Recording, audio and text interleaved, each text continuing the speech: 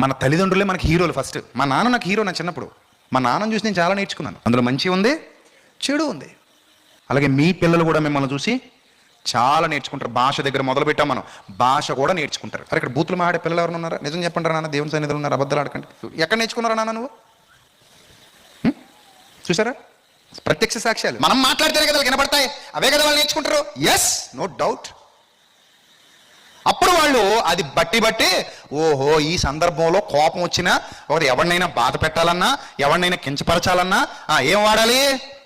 ఈ పదం వాడాలి. అక్కడితో ఆగవవి. కొన్నాళ్ళకి క్రియల్లోకి వస్తాయి, కొన్నాళ్ళకి ఆ క్రియలు పాడవుతాయి, కొన్నాళ్ళకి ఆ చొక్కాలు మలినమైపోతాయి. చొక్కాలంటే అది లోపల వ్యవస్థ మలినమైపోద్ది. ఇక ఆ వ్యవస్థ పాడై వారు పెరిగి పెద్దోడైపోయిన తర్వాత భ్రష్టుడైపోతాడు.